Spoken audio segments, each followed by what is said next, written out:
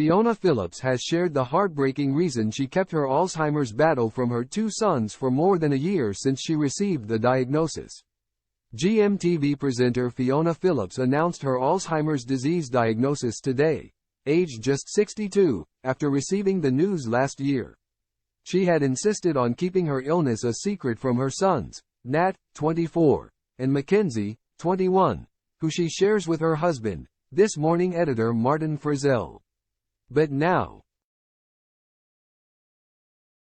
with news of her health battle being made public, Fiona agreed that her boys had to be told despite her initial reluctance.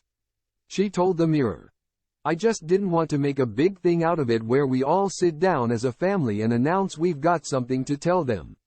And I was worried they might be embarrassed in front of their friends or treat me in a different way. And it's not like I'm doing anything out of character." Fiona was also concerned as Alzheimer's runs in her family. She tragically lost both her parents to the cruel disease, and her grandparents and uncle also battled it. Before telling her children about her own diagnosis, the journalist wanted a blood test to check whether her boys may have inherited the gene. Martin continued to the publication, "We wanted to know in case we needed to prepare the boys to make some difficult decisions later in life.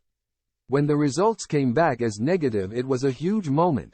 Such an enormous sense of relief.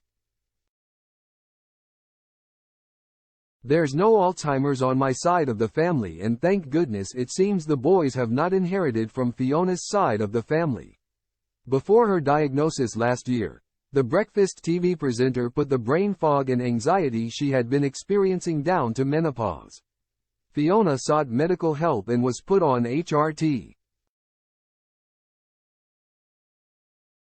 However, when her symptoms persisted, she underwent months of tests and a lumbar puncture which eventually determined that she had the dreaded disease. Nevertheless, she remains optimistic after being accepted onto a trial for a revolutionary new drug. It is hoped that the new treatment could slow the disease's progress, but it is still too soon to determine whether it works.